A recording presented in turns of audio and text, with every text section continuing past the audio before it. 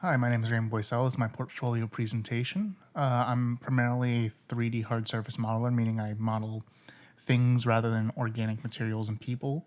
And the purpose of this is I kind of want to go through some models on three of my major projects I've worked on and kind of start from the earliest project with the more simple things up to more complex. So the first project on my presentation is called Kinoko no Kitsune.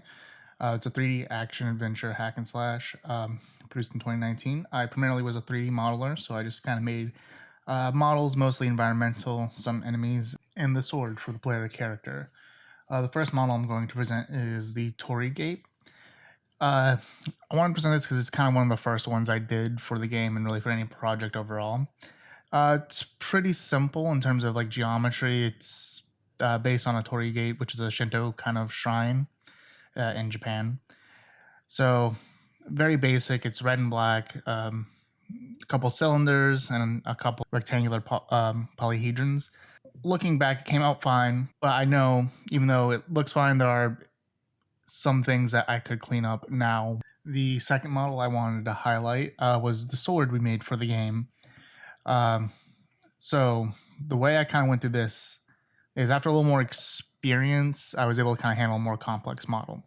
And what I did is I actually imported three different perspective pictures of a katana into Maya, and I would use that to basically set the edges and make sure I got the curve right. Because I tried initially just to kind of not use a reference photo, and it came out really bad. So went back, made sure I got the proportions, got the angles of the curves right. And then I kind of did the little cross guard. That one I did kind of free because they can tend to be pretty ornate. So I just kind of wanted to make sure I could reflect that in the design. So and then I textured it in substance with a little leather on the grip and some plain steel on the blade. But what we did is because it was supposed to be like a spectral or like a ghost sword, I took it back into Maya, applied the textures without any height because it's not necessarily needed because it is transparent, and then I just added transparency to it. The second project I wanted to highlight is called Rover Runner, made in 2020. It was like a 3D action driving game. The whole premise was you were a lunar rover driving around the moon, shooting space worms, and saving astronauts. My primary role on this was as the creative director. I did also do the animation because we didn't have a lot of people who knew how to animate on the team.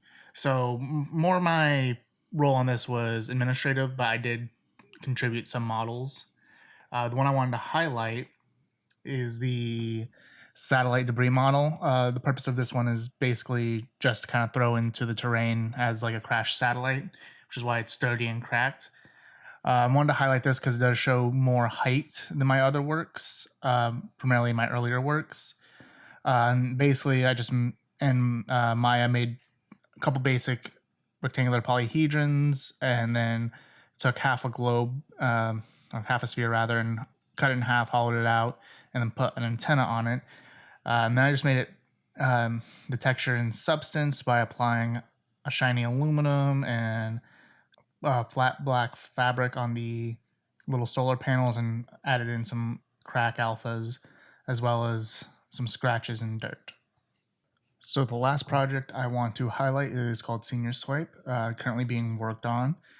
It's a 3D action puzzle game, and my primary role on it is as a 3D hard surface modeler, also a secondary animator. So the first model I wanted to highlight is the dining table, primarily to show a little bit more complex modeling techniques, like the bezeling and the chamfered edges around the legs, as well as the legs in general.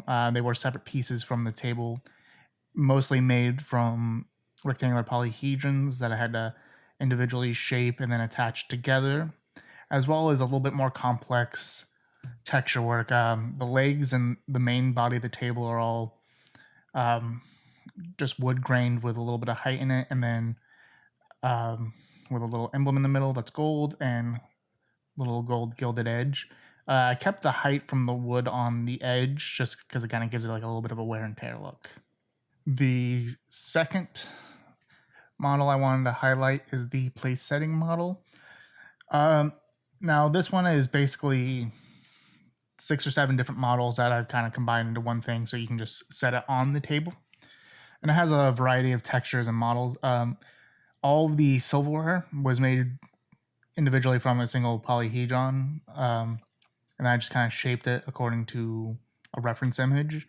The plate was essentially just a cylinder that I laid flat and I kind of curved at the edges. The goblet was mostly the same thing, except it's a cylinder that I made the base and the stem from, and then half of a sphere. And then the napkin was just a polyhedron. Then I took it into Substance Painter. There's a little bit of like a cloth and height to the actual napkin, and then everything else is basically just a reflective metal, just switching between gold and silver. And then the plate, I just did like a normal paint texture, but I did a little bit of a design on it. And that concludes my portfolio presentation. Thank you so much for giving me your time today. If you have any questions, my portfolio does have a contact section. Thank you so much.